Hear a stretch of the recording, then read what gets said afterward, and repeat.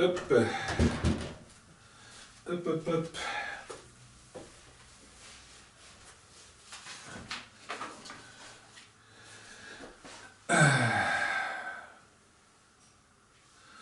Bonjour, bonjour et bienvenue en ce samedi 6 mars.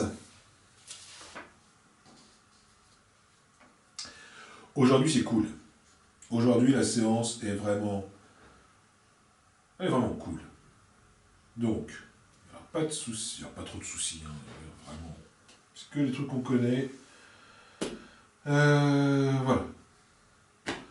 Et heureusement, parce que c'est le 4e vidéo que je fais dans la même journée. Et voilà, c'est la dernière que j'enregistre aujourd'hui, hein, bien sûr. Et ça continuera bien sûr par la suite, normalement jusqu'au 4 avril.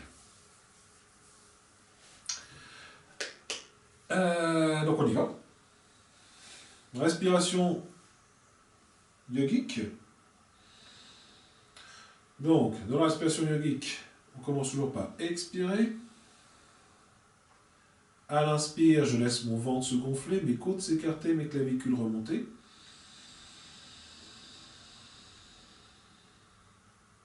Expire, je laisse mon ventre se rentrer, mes côtes se resserrer, mes clavicules redescendent.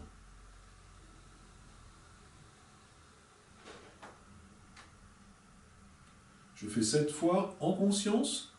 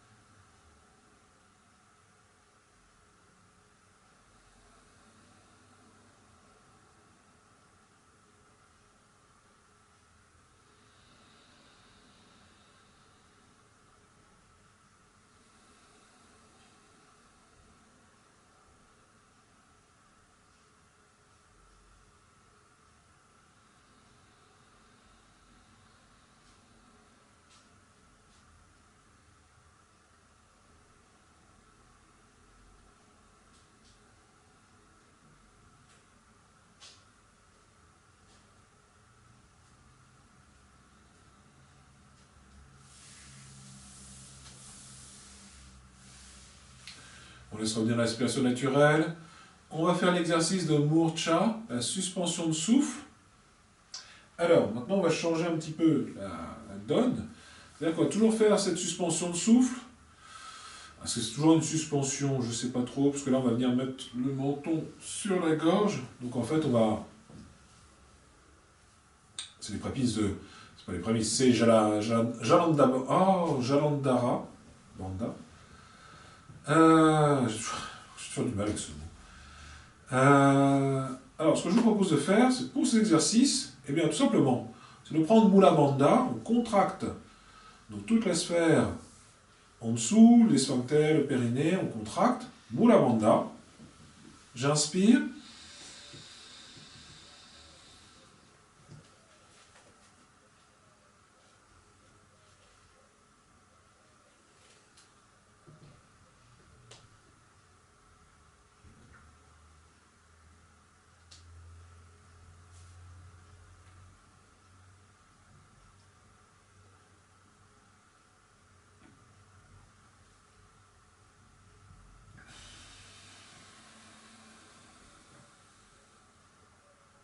et normalement je devrais enlever le verrou de la gorge avant.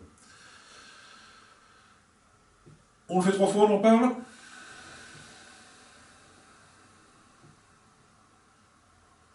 J'expire. Je prends Mula Bandha. J'inspire.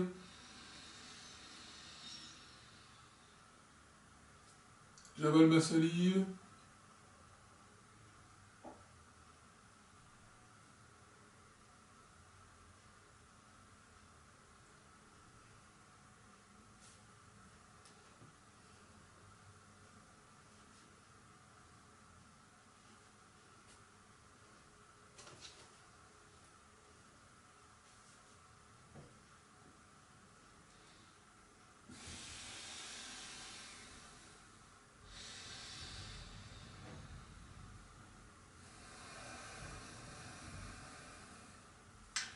Allez, troisième et dernière fois. Mula Bandha. J'inspire. Jalandhara Bandha.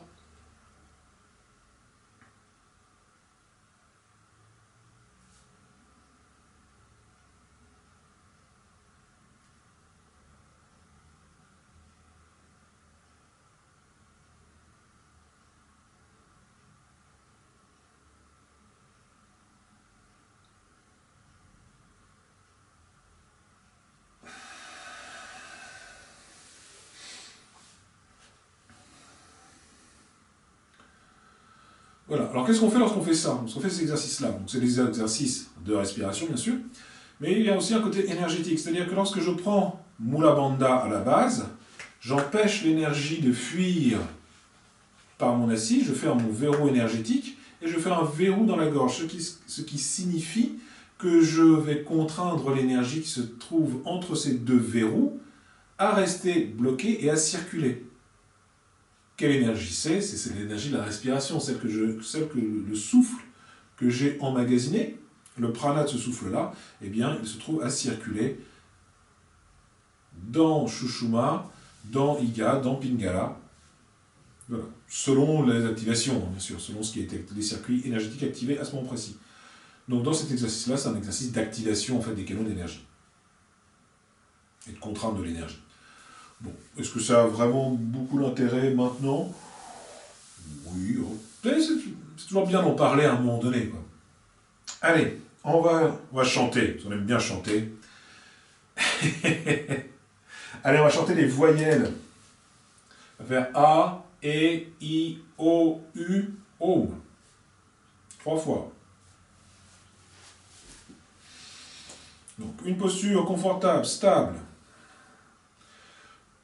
Je m'ancre dans le sol, je me recentre dans ma respiration.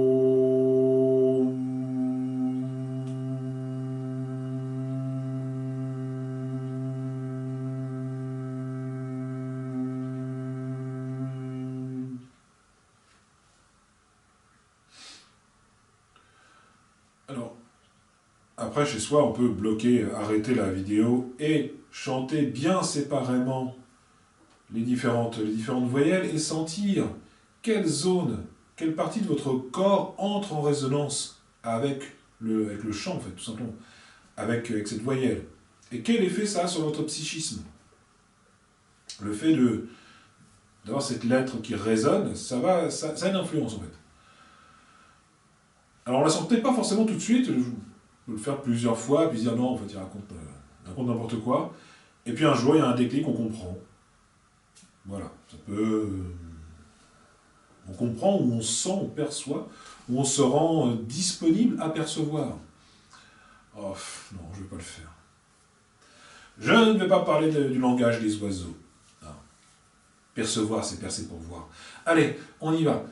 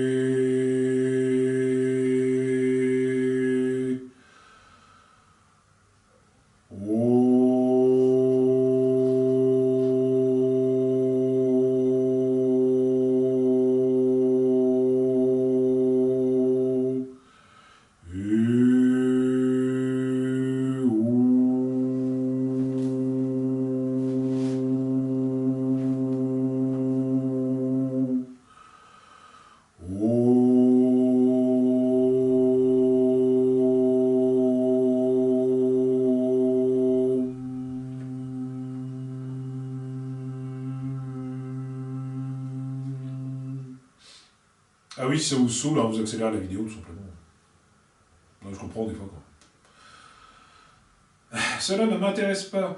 Ben, j'avance de 3 minutes. Voilà. Allez, on va faire une troisième et dernière fois.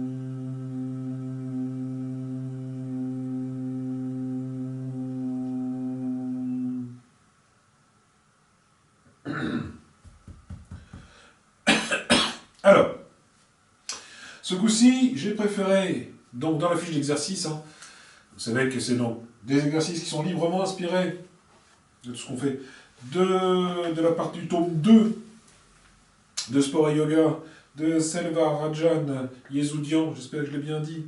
Donc, exercice pratique, c'est le tome 2, il y a un tome 3 aussi. Et dedans, il nous donne donc des pratiques, hein, de ce que lui conseille pour, voilà, pour une pratique du Hatha Yoga.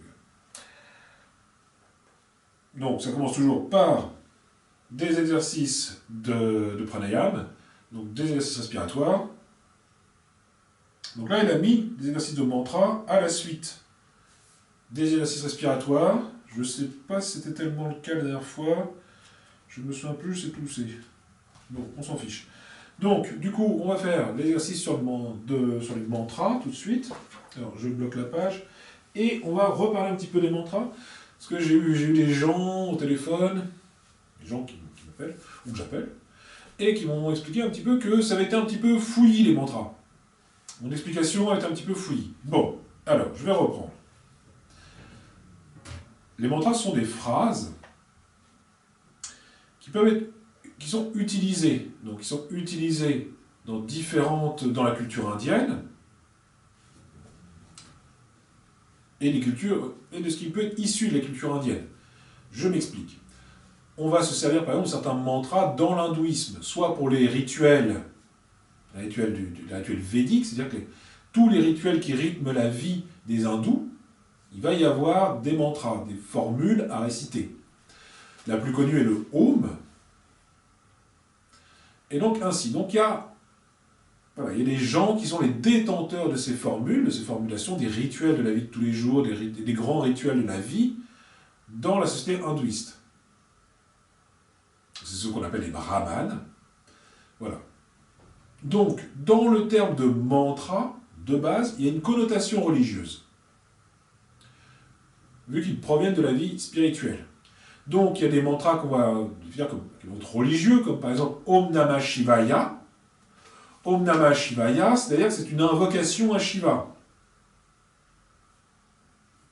On va retrouver des mantras aussi dans le bouddhisme, avec, j'arrête avec mes mains, Om Mani Padme Hum, le joyau dans le lotus,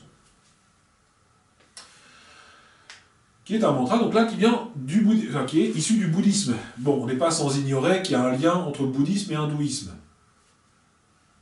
Donc voilà, donc les bouddhistes ont, enfin les bouddhistes, oui voilà, ça, les disciples de Bouddha n'ont pas hésité, pas hésité, c'était leur culture en fait, hein, tout simplement. Le bouddhisme, Bouddha c'était un indien. Donc voilà. Donc ils ont continué le système des mantras.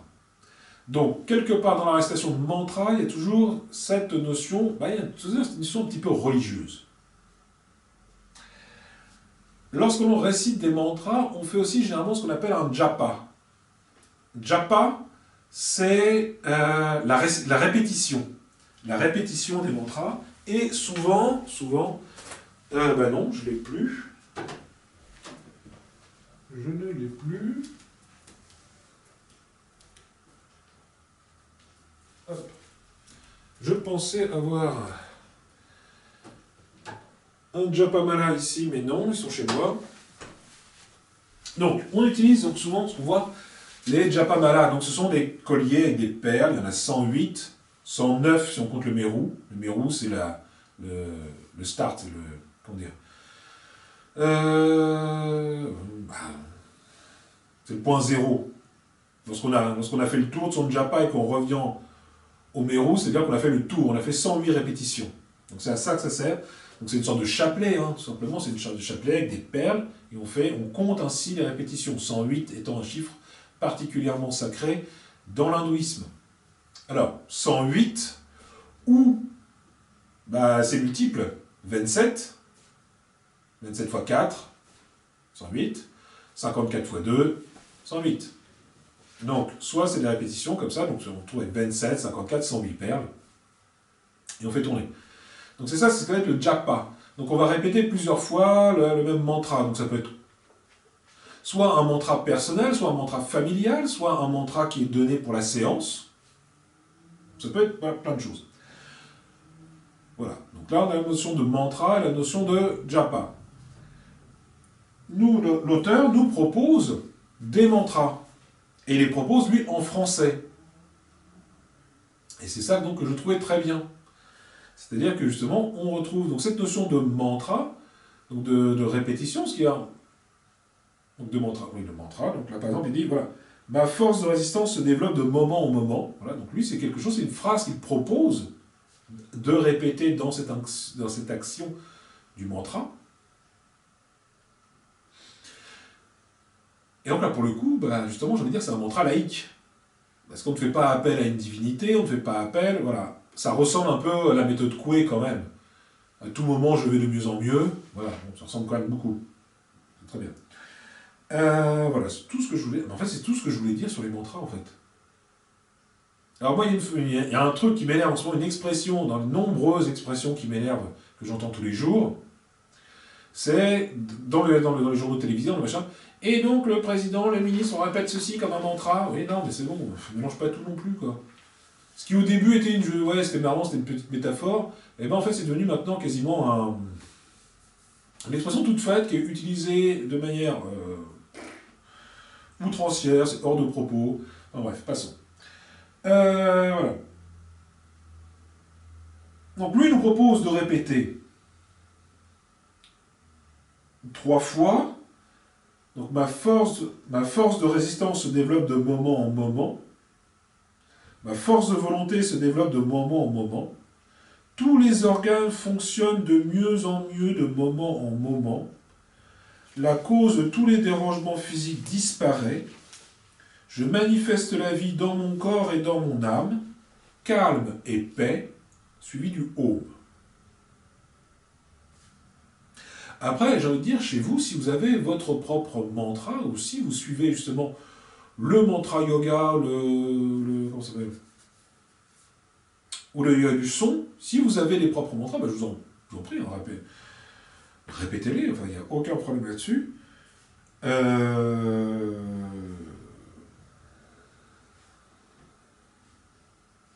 puis voilà, en fait, tout simplement. Est-ce qu'on chante des mantras ensemble? Je ne sais pas. Est-ce qu'on devrait le faire? Je ne sais pas.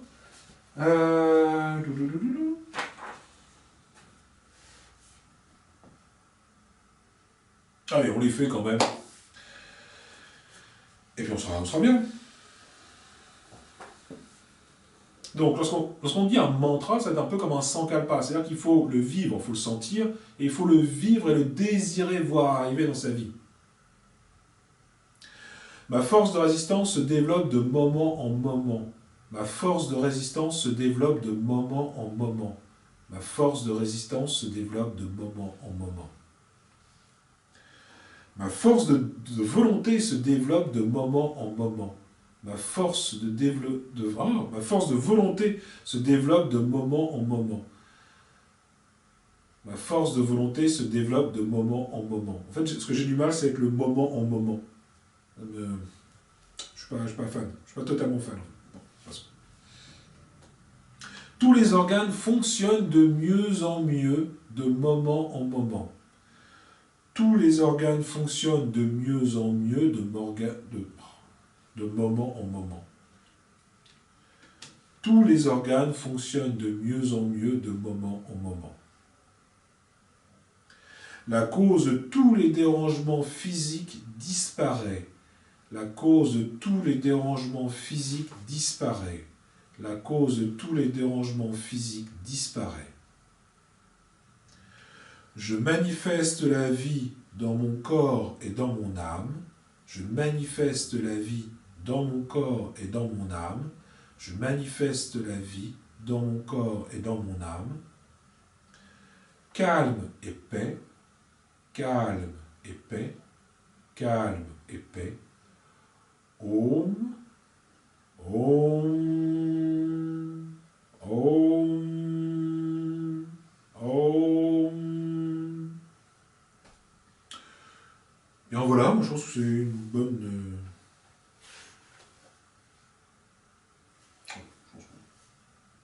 On est bien. On est bien. Alors, tac, un rapide petit échauffement. Oui. Alors...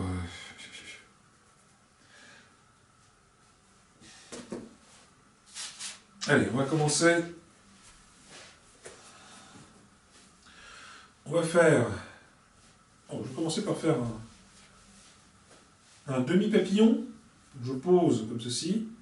Et je fais les petits mouvements avec mon genou.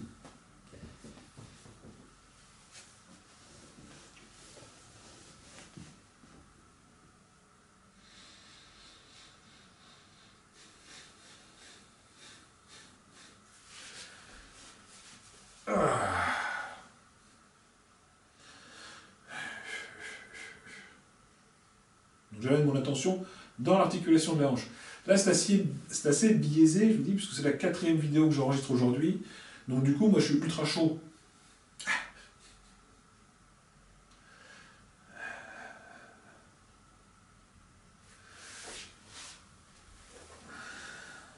Hop.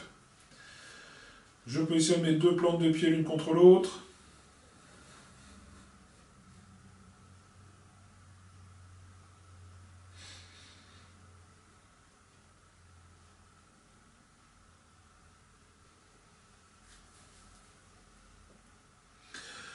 Hop, je suis toujours vigilant à ce qui se passe dans mon Dans mes articulations, je veux dire. Hop.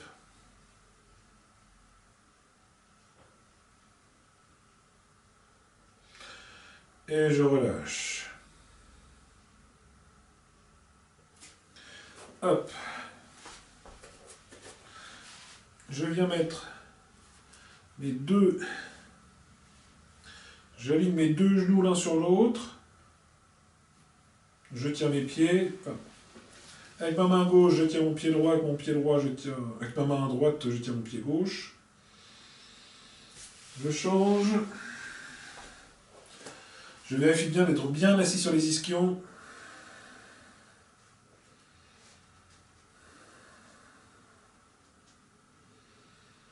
Et je relâche.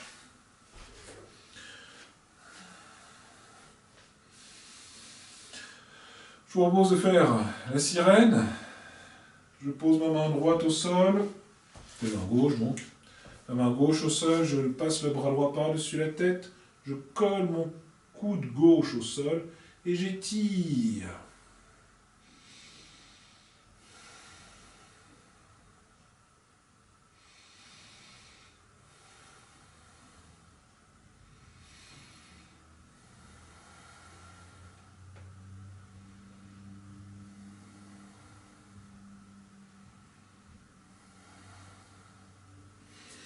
Hop, et je reviens. Je pose ma main droite.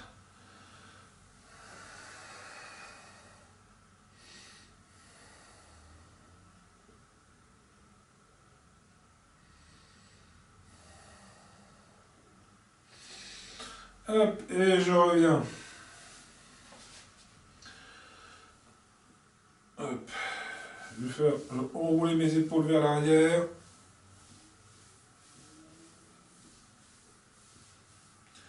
Vers l'avant.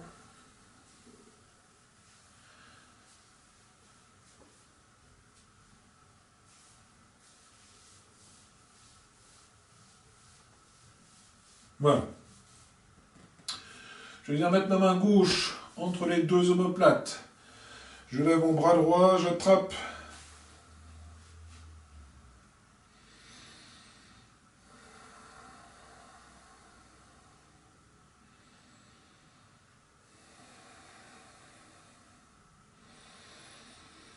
Et je relâche. Je fais la même chose, je viens mettre ma main droite entre les deux omoplates. J'attrape avec la gauche.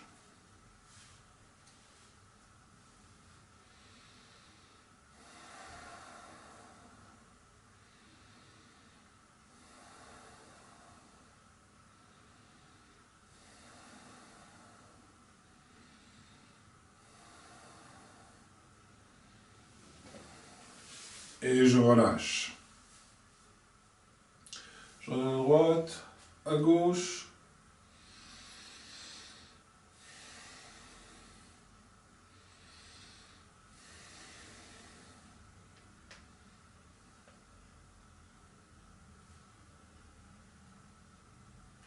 Je reviens en haut, en bas.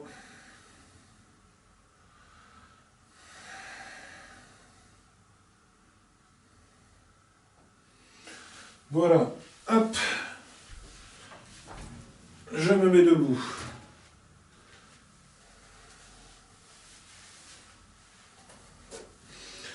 Donc, toutes les prochaines postures, là, on va finir, on va échauffer un petit peu la colonne vertébrale, on va faire des enroulements vers l'avant. Donc je commence par mettre mes deux pieds parallèles.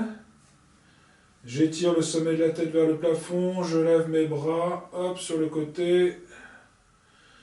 J'étire le bout des doigts vers le plafond, j'étire le sommet de la tête. Je m'ancre dans le sol. J'étire le sommet de la tête, j'étire le bout des doigts vers le plafond, je m'ancre dans le sol profondément.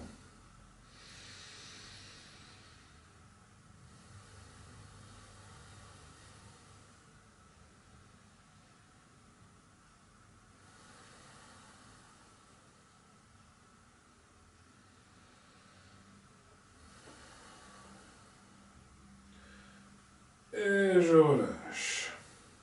J'enroule ma tête. Je viens déposer mon menton sur le sternum et j'enroule ma tête.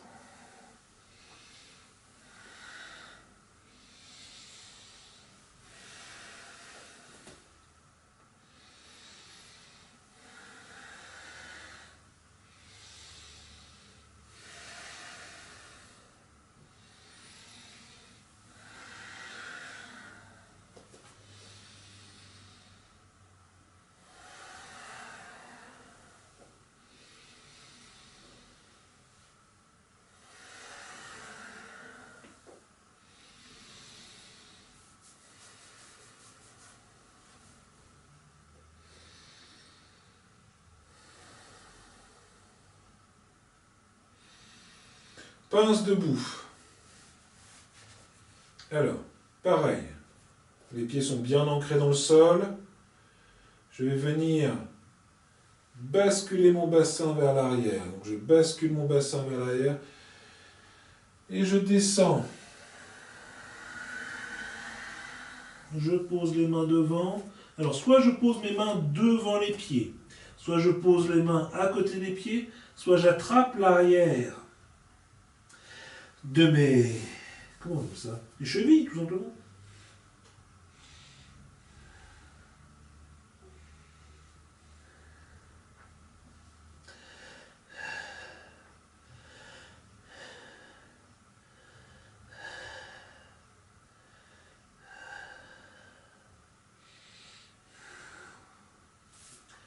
Je relâche, j'attrape mes bras,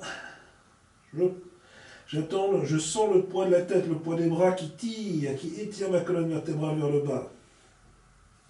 Je relâche et je remonte. Je prends une sangle. On va faire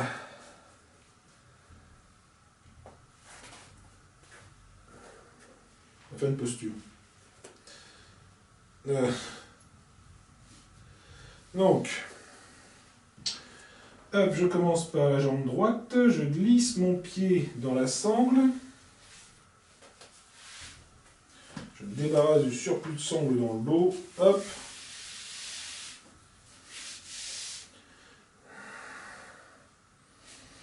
et je tiens.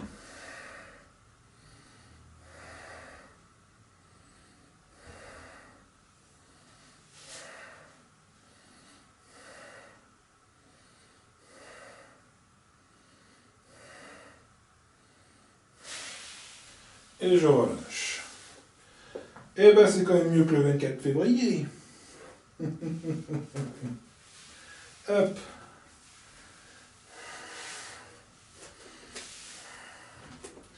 Hop là.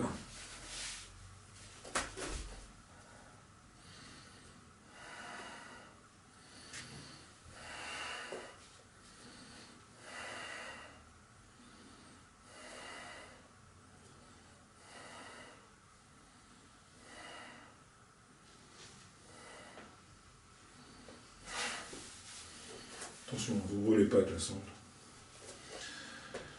Voilà. Mais ça fait du bien quand ça se passe bien. Allez, danseur cosmique. Donc, oui, voilà, danseur cosmique. Le vrai nom c'est Nataraja Asana. Et ça fait référence donc à une légende qui met en scène Shiva. Et c'est Shiva le danseur cosmique.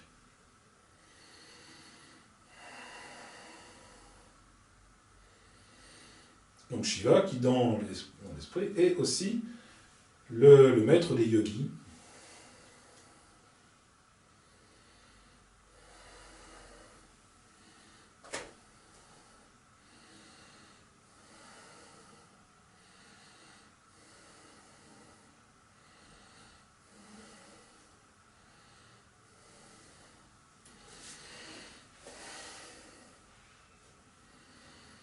Pour ça, dans le yoga, on dit qu'on est tous des débutants, parce qu'on se compare au maître des yogis, à Shiva, on est tous... forcément, face à un être qui a plusieurs milliers d'années, c'est pas le poids.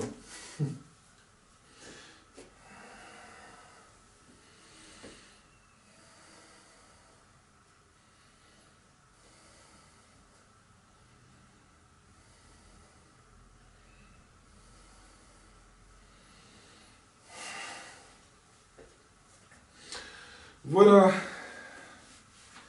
Alors, on va passer à des postures au sol. Hop.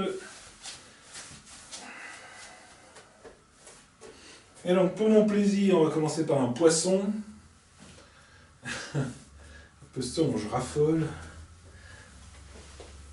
Alors, deux solutions. Soit on fait le poisson, jambes tendues, on descend, on pose la tête, selon la technique que l'on pratique. Soit on peut essayer d'intensifier un petit peu la chose en venant prendre le poisson en lotus. Alors, est-ce que si je changeais le croisement de mes jambes, est-ce que ça serait pas mieux?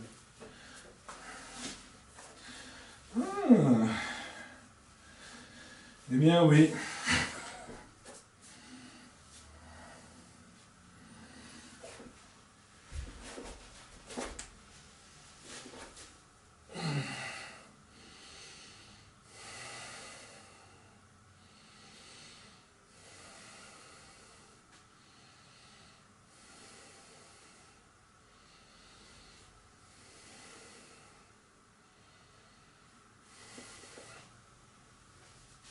Hop, je défais,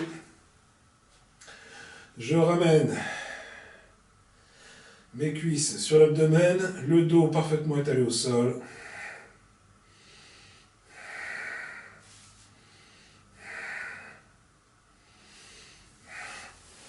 Hop, je remonte. Alors, sauterelle. On va commencer, on va faire une demi-sauterelle. Hop, je pose mon menton au sol, je retourne les mains. Je soulève mon pied droit, je viens poser la jambe gauche dessus, je colle mon côté droit au sol.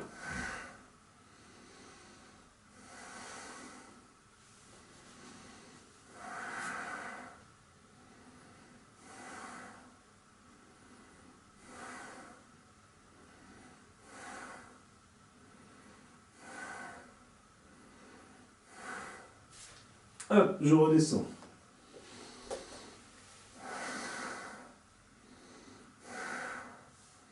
Je change de côté.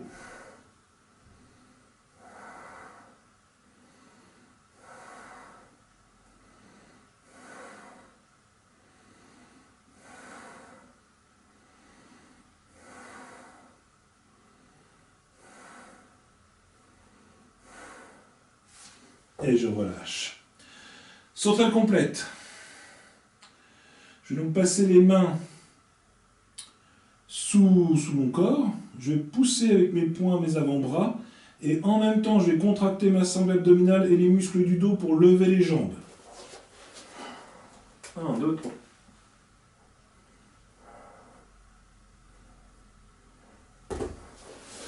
Hop.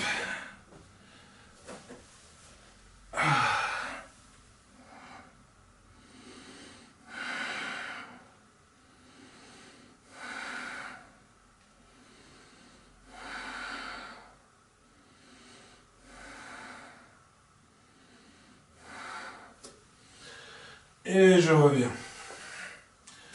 Posture de l'arc. Alors, est-ce qu'on essaie l'arc avec les sangles?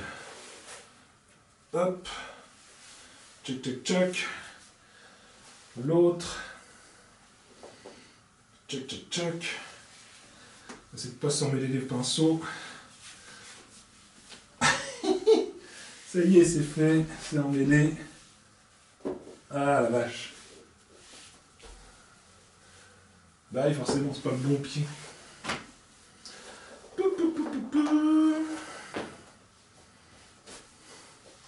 Je sais pas, j'étais sûr de celle-là. Hop.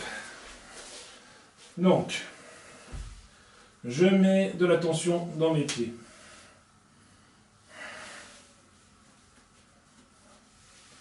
Voilà.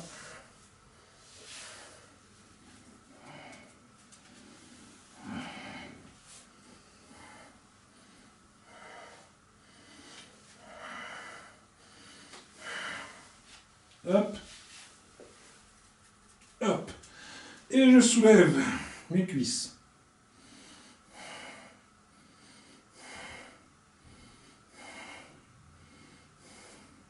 Je repose, je relâche. Hop. Hop là.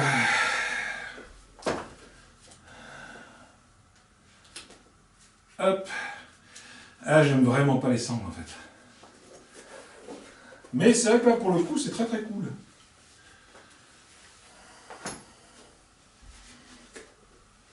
Allez. On va faire des petits exercices pour la beauté des pieds. J'écarte mes orteils, je resserre.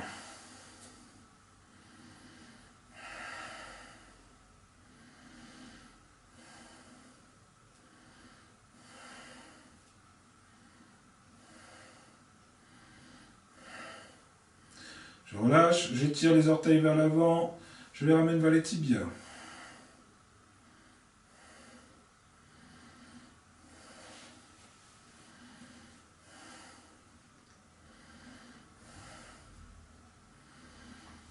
Je fais tourner mes pieds.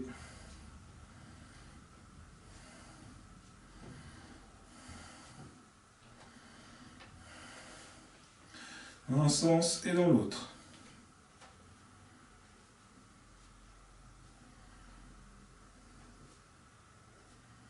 Et je relâche. Poum poum poum. Je vous propose de prendre soit la posture sur la tête si vous savez la faire, soit le dauphin. Moi j'ai toujours ce problème dans l'épaule. Donc je vais faire quoi? Bon, le dauphin c'est jouable.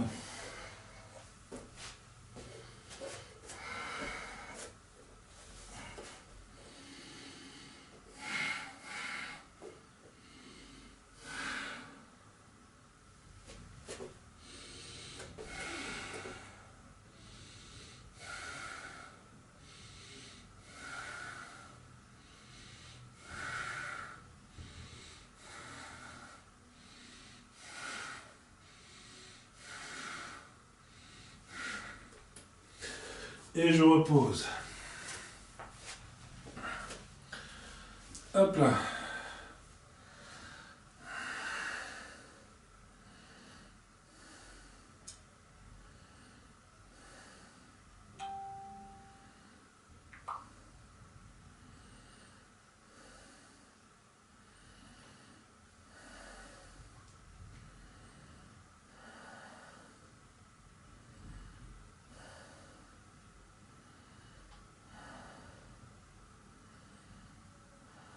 Allez, petit instant de méditation.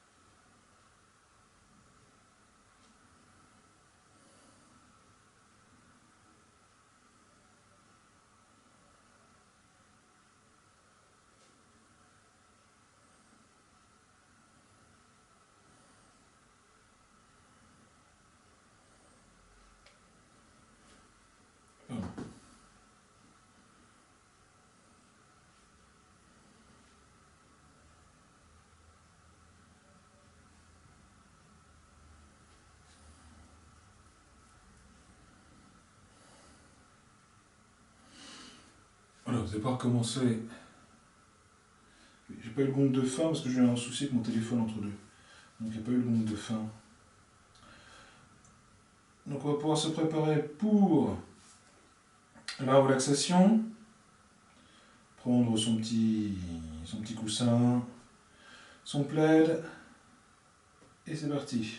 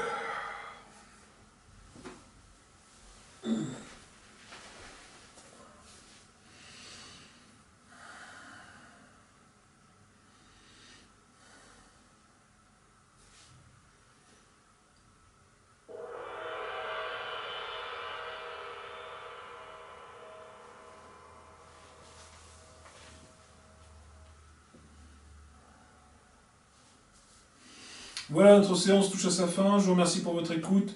Je vous remercie pour votre pratique. Et puis bah voilà, si vous n'êtes pas abonné, abonnez-vous. Mettez un petit pouce bleu, mettez un commentaire. Et puis bah... Allez, chantons 3 derniers ohms pour se quitter. Faut les pas.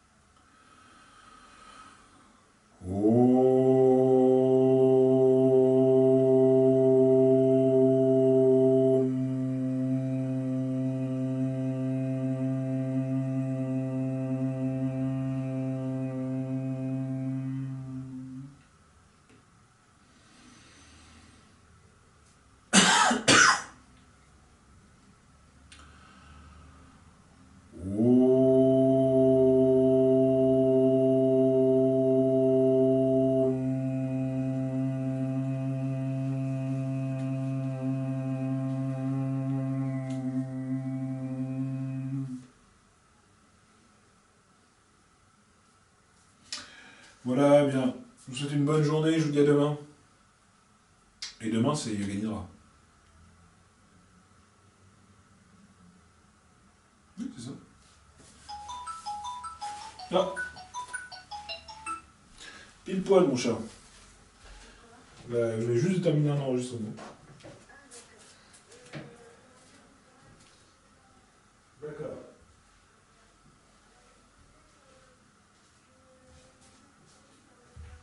Mmh.